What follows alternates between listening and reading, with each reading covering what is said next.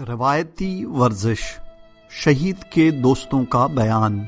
High school میں پڑھائی شروع کرتے ہی ابراہیم نے روایتی ورزش شروع کر دی اور رات کو وہ حاجی حسن نامی پہلوان کلب میں جانے لگا۔ حاجی حسن توکل المعروف حاجی حسن نجار ایک برجستہ عارف تھے جن کا پہلوان کلب ابو ہائر سیکنڈری کے پاس واقع تھا۔ ابراہیم بھی اس روحانی ورزشی ماحول کے ایک ورزشکار اور کھلاڑی بن گئے۔ حاج حسن ورزش کا آغاز قرآن مجید کی چند آیتوں کی تلاوت سے کرتے تھے اور پھر ایک حدیث بیان کرتے اور اس کا ترجمہ کرتے تھے۔ اکثر اوقات وہ ابراہیم ہی کو رنگ میں بھیجتے اور وہ بھی وارم اپ کے دوران قرآن کی ایک سورہ، دعائے توسل کی تلاوت یا اہل بیت کی مدح میں اشعار پڑھ کر اس عارف و مرشد کی مدد کرتے تھے۔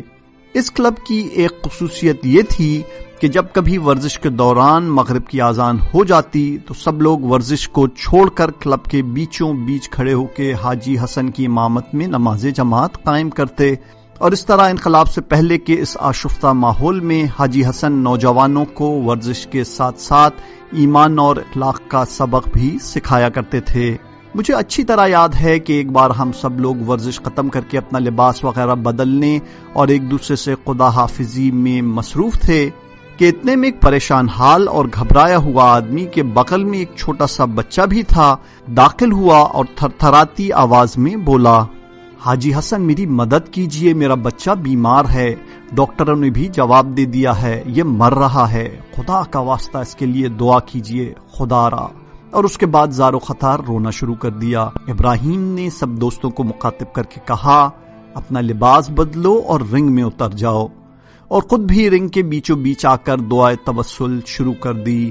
ابراہیم نے ورزش کے ایک پورے راؤنڈ میں دوسرے دوستوں کے ہمراہ دعا پڑھی اور پھر صمیم دل سے گڑ گڑا کے اس بچے کے لیے دعا کی۔ وہ شخص بھی اپنے بچے کے ساتھ ایک کونے میں بیٹھا ہوا رو رہا تھا۔ اس واقعے کے 2 ہفتے بعد حاجی حسن نے ورزش کے بعد کہا کہ دوستو، جمعہ کے دن دوپہر کو سب لوگوں کی دعوت ہے۔ ہم نے بڑے تعجب سے پوچھا، کہاں؟ کہنے لگے، یہ دعوت اسی شخص نے دی ہے جو کچھ دن پہلے اپنے بیمار بچے کے ساتھ یہاں آیا تھا۔ اس کا بچہ الحمدللہ ٹھیک ہو گیا ہے اور ڈاکٹر نے بھی کہا ہے کہ یہ بچہ اب صحیح و سالم ہے۔ اسی خوشی میں اس نے ہم لوگوں کو دوپہر میں دعوت کی ہے۔ میں نے پلٹ کر ابراہیم کی طرف دیکھا، ایسا لگ رہا تھا جیسے اس نے کچھ سنا ہی نہ ہو اور وہ باہر نکل رہا تھا، لیکن مجھے اس بات میں کوئی شک نہیں تھا کہ یہ اس دعائے توسل کا اثر ہے جو ابراہیم نے بڑے جوش و ولولے اور پرخلوص انداز میں پڑھی تھی۔ میں اکثر ابراہیم کو ان نوجوانوں کے ساتھ دیکھتا تھا کہ جن کی نہ ظاہری شکل و صورت مذہبی ہوتی تھی اور نہ ہی وہ لوگ دینی مسائل کی تلاش میں رہتے تھے۔ وہ انہیں پہلے ورزش کی طرف کھینچ لاتا اور پھر آہستہ آہستہ مسجد اور عزادار کمیٹی کی طرف بھی جذب کر لیتا تھا۔ ان میں سے ایک نوجوان سب سے برا تھا جو ہمیشہ اپنے شراب پینے اور برے کاموں کی داستانیں سناتا رہتا تھا۔ اسے نہ دین کی کوئی خبر تھی اور نہ ہی نماز و روزے کی۔ اس کے نزدیک کسی بھی چیز کی کوئی اہمیت نہیں تھی، یہاں تک کہ وہ کہتا تھا کہ زندگی میں آج تک میں نے کبھی کسی مذہبی اجتماع یا عزاداری میں نہیں گیا ہوں۔ ایک دن میں نے ابراہیم سے کہا کہ ابراہیم، یہ تم کن لوگوں کے ساتھ دوستی کیے ہوئے ہو؟ اس نے بڑے تعجب سے پوچھا، کیوں، کیا ہوا؟ میں نے کہا، کل رات یہ لڑکا آپ کے پیچھے پیچھے مجلس سے عزاداری میں داخل ہوا اور آ کر میرے پیچھے بیٹھ گیا۔ مولانا صاحب مجلس پڑھ رہے تھے اور امام حسین علیہ السلام کی مظلومیت اور یزید کے برے کرتوتوں کے بارے میں بول رہے تھے۔ یہ لڑکا بھی گھور گھور کر بڑے غصے میں سن رہا تھا۔ جب لائٹیں بجھائی گئیں تو آنسو کے بجائے مسلسل طور پر یزید کو گالیاں دے رہا تھا۔ ابراہیم غور سے میری باتیں سن رہا تھا اور اچانک زور زور سے ہنسنے لگا اور پھر کہنے لگا، کوئی بات نہیں، یہ لڑکا آج تک کسی مجلس میں گیا ہی نہیں ہے اور کبھی رویا بھی نہیں، تم مطمئن رہو، جو ہی امام حسین کو چاہنے لگے گا تو ضرور بدل جائے گا۔ ہم لوگ بھی اگر ایسے لڑکوں کو مذہبی بنا سکے تو گویا بہت بڑا ہنر کیا۔ ابراہیم کے ساتھ اس لڑکے کی دوستی اتنی گہری ہوئی کہ اس نے سارے برے کاموں کو چھوڑ دیا اور وہ ایک اچھا ورزشکار بن گیا۔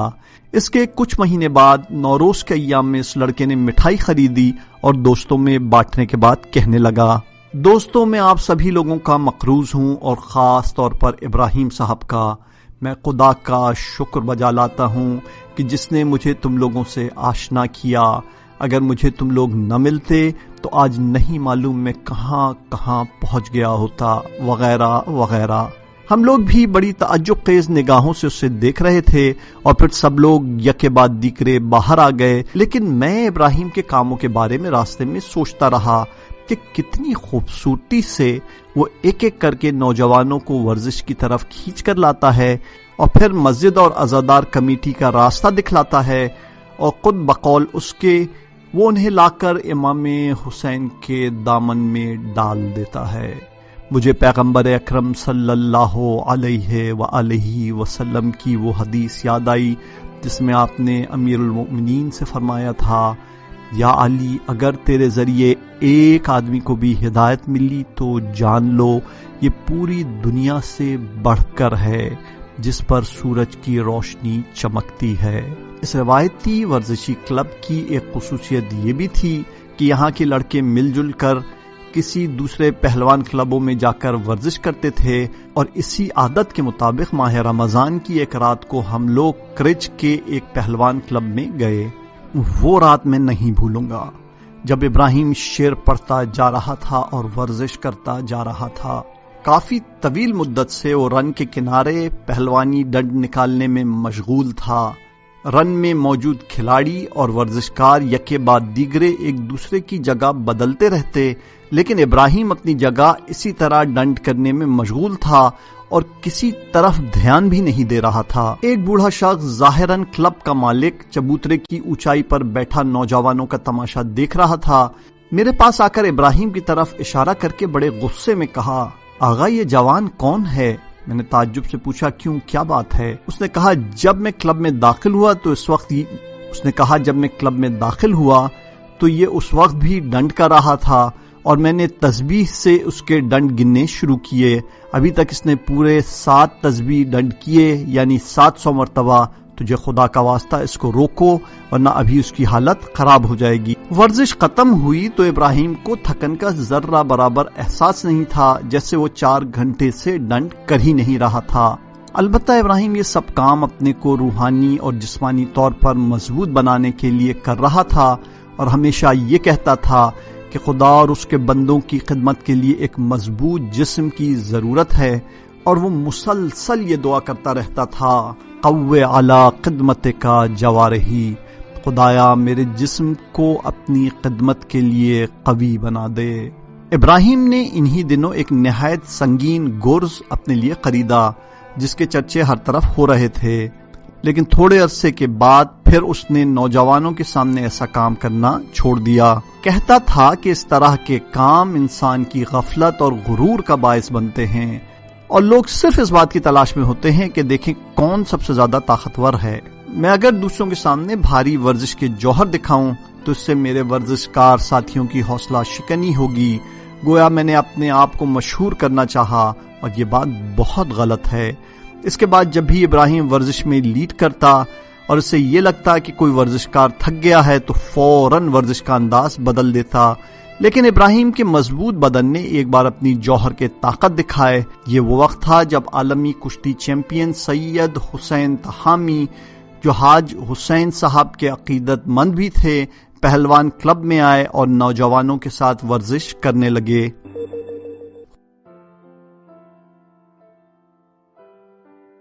حسین اللہ کرم فرماتے ہیں کہ سید حسین تہامی ہمارے پہلوان کلب میں آئے ہوئے تھے اور نوجوانوں کے ساتھ ورزش کر رہے تھے.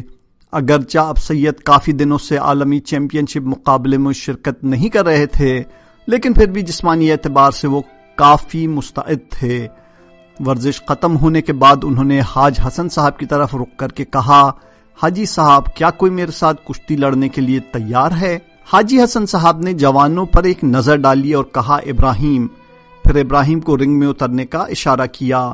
عام طور پر پہلوانی کشتی میں جو بھی حریف زمین پہ چت ہو جاتا ہے وہ ہار جاتا ہے. کشتی شروع ہو گئی اور ہم سب لوگ تماشا دیکھنے لگے. ایک طویل مدت تک دونوں کشتی گیر ایک دوسرے کو پچھاڑنے کی کوشش میں تھے، لیکن دونوں میں سے کوئی بھی زمین پر نہیں گرا. دونوں لوگ زبردست دباؤ میں تھے لیکن ایک دوسرے کو مغلوب نہ کر سکے. اور آخرکار یہ کشتی مقابلہ برابری پر ختم ہو گیا۔ کشتی کے بعد سید حسین صاحب چلا چلا کر کہنے لگے، واللہ بارک اللہ، کیا بہادر جوان ہے، ماشاء اللہ پہلوان، ماشاء اللہ۔ مقابلہ اب ختم ہو چکا تھا اور حاجی حسن صاحب مسلسل طور پر ابراہیم کے چہرے کو نظر جمائے دیکھ رہے تھے۔ ابراہیم سامنے آیا اور بڑے تعجب خیز لہجے میں پوچھا، حاجی صاحب کیا بات ہے، کوئی مسئلہ پیش آیا ہے؟ حاجی حسن صاحب نے چند لمحوں کی خاموشی کے بعد کہا، پرانے زمانے میں اس تہران میں صرف 2 ہی لوگ پہلوان تھے، ایک کا نام تھا حاجی سید حسن رزاز اور دوسرے حاجی محمد صادق کرسٹل والا۔ یہ دونوں آپس میں بڑے گہرے دوست تھے۔ کشتی میں بھی ان لوگوں کا کوئی حریف اور مد مقابل نہیں تھا، لیکن سب سے اہم بات یہ ہے کہ یہ دونوں خدا کے نیک اور خالص بندے تھے اور ورزش کو ہمیشہ قرآن کی چند آیات کی تلاوت اور حضرت ابا عبداللہ الحسین کی مصیبتوں کو یاد کر کے اپنے اشک آلود آنکھوں کے ساتھ شروع کرتے تھے۔ حاجی محمد صادق صاحب اور حاجی حسن صاحب کی گرم سانسیں مریضوں کو شفا بخشتی تھیں۔ اس کے بعد جاری رکھتے ہوئے کہا، ابراہیم میں تجھے انہی لوگوں کی طرح ایک پہلوان سمجھتا ہوں۔ ابراہیم نے بھی مسکراتے ہوئے کہا، نہیں حاجی صاحب، میں کہاں اور وہ لوگ کہاں۔ حاجی حسن کی ابراہیم کی اتنی تعریف پر بعض نوجوان لوگ ناراض بھی ہو گئے۔ اس واقعے کے دوسرے دن تہران کے پہلوان کلب کے 5 پہلوان ہمارے کلب میں آ گئے اور یہ پایا کہ ورزش کے بعد یہ لوگ ہمارے نوجوانوں کے ساتھ کشتی لڑیں گے۔ سب لوگوں نے اس بات پر اتفاق کر لیا کہ حاجی حسن صاحب ریفری بن جائیں گے اور آخر کار ورزش کے بعد کشتی شروع ہو گئی۔ کل ملا کر ابھی تک 4 میچ ہوئے، جن میں سے 2 ہمارے جوانوں نے اور 2 انہوں نے جیتے۔ چونکہ میچ برابر ہوئے تو ساری نظریں اب 5ویں میچ پر ٹکی ہوئی تھیں اور اس وجہ سے ہلڑ ہنگامہ بھی ہونے لگا۔ وہ لوگ حاجی حسن صاحب پر چلا رہے تھے اور حاجی حسن صاحب ان کے رویے پر کافی رنجیدہ ہو گئے تھے۔ میں نے معلوم کیا تو پتا چلا کہ آخری کشتی ابراہیم اور ان کے ایک جوان کے درمیان ہونے والی ہے، اور چونکہ وہ ابراہیم کو خوب اچھی طرح پہچانتے تھے لہٰذا انہیں یقین تھا کہ وہ ہار جائیں گے۔ یہی وجہ ہے کہ انہوں نے ہلڑ ہنگامہ شروع کر دیا تاکہ وہ ہارنے کی صورت میں ساری تقصیر ریفری کے سر تھوپ سکیں۔ سب لوگ غصے میں تھے۔ اتنے میں ابراہیم رن میں اترا اور لبوں پر اپنی حسین مسکراہٹ کے ساتھ سارے مہمان نوجوانوں سے ہاتھ ملایا اور اس طرح پھر سے سکون اور اطمینان کا ماحول سارے مجمع پر چھا گیا۔ ابراہیم نے کہا، میں کشتی نہیں لڑوں گا۔ سب نے تعجب سے پوچھا، کیوں؟ ذرا سا ٹھہر کر نہایت پرسکون لہجے میں کہا، ہماری دوستی اور رفاقت ان باتوں اور کاموں سے کہیں بڑھ کر اور قیمتی ہے۔ اس کے بعد حاجی حسن صاحب کے ہاتھ چومتے ہوئے ایک نعرہ صلوات دیا اور کشتی کے اختتام کا اعلان کر دیا۔ شاید اس دن جیتنے اور ہارنے والا کوئی نہ تھا، لیکن حقیقی جیت ابراہیم ہی کی تھی۔ اور جب ہم لوگ کپڑے بدل کر نکلنے کی تیاری کرنے لگے تو حاجی حسن صاحب نے ہم سب لوگوں کو بلایا اور کہا، اب تم لوگ سمجھے میں ابراہیم کو کیوں پہلوان مانتا ہوں۔ ہم سب لوگ خاموشی سے کھڑے سن رہے تھے۔ انہوں نے مزید کہا، دیکھو عزیزو، پہلوانی اسی چیز کا نام ہے جو تم لوگوں نے آج اپنی آنکھوں سے دیکھی ہے۔ ابراہیم نے آج اپنے نفس سے کشتی لڑ کر جیت حاصل کی ہے۔ آج خدا کی خاطر ابراہیم نے ان لوگوں سے کشتی نہیں لڑی اور اس کام کے ذریعے اس نے بغض و کینہ اور عداوت و دشمنی کے دروازے بند کر دیے۔ نوجوانوں، پہلوانی اسی کو کہتے ہیں جس کا تم لوگوں نے آج اپنی آنکھوں سے مشاہدہ کیا۔ ابھی ابراہیم کی پہلوانی کی داستانیں لوگوں میں مشہور ہو رہی تھیں کہ انقلاب اسلامی کی کامیابی کا واقعہ پیش آیا اور اکثر جوان لوگ انقلابی حالات اور اجتماعی مسائل میں مصروف ہو گئے اور اس کے نتیجے میں روایتی ورزشی میں آنا جانا بھی کم ہو گیا۔ لہٰذا ابراہیم نے یہ تجویز دی کہ نماز صبح کو ہر روز پہلوان کلب میں ہی جماعت کے ساتھ پڑھا کریں اور اس کے بعد وہیں پر ورزش کیا کریں۔ یہ بات سبھی لوگوں نے قبول کر لی۔ اس کے بعد سے ہم لوگ ہر روز پہلوان کلب میں جمع ہو کر اذان دیتے، نماز جماعت پڑھتے اور پھر ورزش شروع کرتے تھے۔ اس کے بعد مختصر سا ناشتہ کر کے اپنے اپنے کام پر چلے جاتے تھے۔ ابراہیم اس کام سے کافی خوش تھا کیونکہ اس طرح تو سبھی لوگ ورزش آ پاتے تھے اور دوسرا یہ کہ نماز بھی صبح میں جماعت کے ساتھ پڑھی جا رہی تھی اور وہ بھی پیغمبر اکرم صلی اللہ علیہ وآلہ وسلم کی یہ حدیث دہراتا تھا کہ اگر نماز صبح کو جماعت کے ساتھ پڑھا جائے تو یہ رات بھر کی شب داری اور عبادت سے بڑھ کر اور زیادہ محبوب ہے۔ ایران پر عراقی حملے کے ساتھ ہی پہلوان کلب کی رونق دھیمی پڑ گئی اور اکثر جوان محاذ جنگ پر چلے گئے۔ اب ابراہیم بھی بہت کم تہران آیا کرتا تھا۔ ایک مرتبہ اپنا سارا ورزشی سامان جمع کر کے اپنے ساتھ لے گیا اور اسی جنگ زدہ علاقے میں اس نے اپنے روایتی ورزش کی بساط پھیلا دی۔ حاجی حسن صاحب کا پہلوان کلب حقیقی پہلوانوں کی تربیت کرنے میں مشہور تھا۔ ابراہیم کے علاوہ اس کلب میں اور بھی کافی سارے جوانوں نے بارگاہ الہی میں اپنی پہلوانی کے جوہر دکھائے تھے۔ انہوں نے اپنے خون کے ذریعے اپنی ایمان کی حفاظت کی اور یہی بات حقیقی پہلوان ہونے کی سب سے بڑی علامت ہے۔ حاجی حسن صاحب کے پہلوان کلب کا خوبصورت اور روحانی دور دفاع مقدس کے پہلے ہی چند برسوں میں اپنے اختتام کو پہنچا، جب پہلوان کلب کے مرشد و مربی شہید حسن شہابی، بریگیڈیئر شہید اصغر، شہید سید صالح، شہید محمد شاہروردی، شہید علی قرم دل، شہید حسن زاہدی، شہید سید محمد سبحانی، شہید سید جواد مجدپوری، شہید رضا پند، شہید حمداللہ مردی، شہید رضا ہوریار، شہید مجید فریدون، شہید قاسم کاظمی، شہید ابراہیم اور اسی طرح بہت سارے شہداء جام شہادت نوش کر گئے، اور حاجی نصر اللہ، مصطفیٰ ہرندی اور علی مقدم شدید زخمی ہو گئے، اور خود حاجی حسن توکل صاحب بھی انتقال کر گئے، اور آخر کار یہ پہلوان کلب مسمار ہو کر رہائشی بنگلے فلیٹ میں تبدیل ہو گیا اور اس طرح یادوں کے اوراق میں پیوست ہو گیا۔ یک نفری والی بال۔ شہید کے بعض دوست بیان کرتے ہیں کہ ابراہیم کے مضبوط بازوؤں کو دیکھ کر ہائی اسکول کے شروع سے ہی لگتا تھا کہ وہ اکثر کھیلوں میں چیمپئن بن جائے گا۔ ورزش کے پیریڈوں میں وہ ہمیشہ والی بال کھیلتا رہتا تھا اور کوئی بھی جوان اس کا مقابلہ نہیں کر پاتا تھا۔ ایک مرتبہ اس نے اکیلے ہی ایک 6 نفری ٹیم کے ساتھ میچ کھیلا۔ اسے صرف 3 بار گیند اچھالنے کی اجازت تھی اور ہم سب لوگ اپنے ٹیچر کے ساتھ مل کر اس کی جیت کا مشاہدہ کر رہے تھے۔ اس دن کے بعد سے ابراہیم معمولاً یک نفری والی بال میچ ہی کھیلتا تھا۔ چھٹی کے دنوں میں ہم لوگ 17 شہریور نامی سڑک کے فائر اسٹیشن کے پیچھے کھیلا کرتے تھے اور بڑے بڑے دعوے دار ابراہیم کا مقابلہ نہیں کر پاتے تھے، لیکن ابراہیم کی والی بال کا سب سے بہترین واقعہ گیلان غرب نامی شہر میں جنگ کے دوران کا ہے، جہاں والی بال کا ایک میدان تھا اور جس میں نوجوان کھیلتے تھے۔ ایک دن کچھ افراد منی بسوں پر سوار ہو کر گیلان غرب کے جنگی علاقے کے دورے پر آئے، جن کے سرپرست محکمہ کھیل کود کے رئیس جناب داؤدی صاحب تھے۔ داؤدی صاحب ہائی اسکول میں ابراہیم کے ورزش کے استاد رہ چکے تھے۔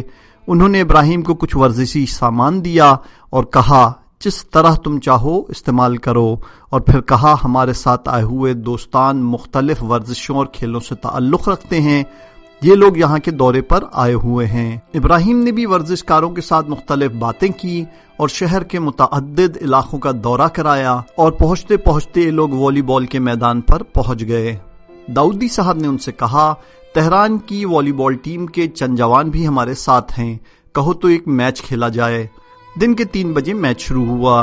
ایک طرف تہران کی والی بال ٹیم کے 5 لوگ تھے، جن میں سے 3 لوگ ایکسپرٹ تھے، اور دوسری طرف ابراہیم اکیلا تھا، اور اس کے علاوہ بہت سارے لوگ تماشائی تھے۔ ابراہیم نے اپنے معمول کے مطابق پا برہنہ ہو کر اپنے شلوار کو زانوں تک اوپر چڑھایا اور بنیان ٹی شرٹ پہن کر ان کے مقابلے میں آ گیا، اور اتنا اچھا والی بال کھیلا کہ شاید ہی کسی کو اس پر یقین آئے۔ یہ میچ صرف ایک ہی ہاف پر ختم ہو گیا اور 10 پوائنٹ سے ابراہیم نے جیت لیا۔ اس کے بعد سارے ورزشکاروں نے ابراہیم کے ساتھ فوٹو کھینچے، لیکن ان کو یقین نہیں آ رہا تھا کہ ایک سیدھا سادہ سا جوان بھی ماہر ورزشکاروں کی طرح کھیلتا ہوگا۔ میں نے ایک دن 2 کوہا کے فوجی کیمپ میں جوانوں کے سامنے ابراہیم کے والی بال کھیلنے کی داستان سنائی، تو ایک دوست جا کر والی بال لے آئے، اور پھر ہم نے 2 ٹیمیں تشکیل دیں اور ابراہیم کو بھی بلا لیا۔ پہلے تو وہ نہیں مان رہا تھا اور کھیلنے پہ تیار نہیں تھا، لیکن ہمارے اصرار پر اس نے کہا کہ ایک شرط پر کھیلوں گا۔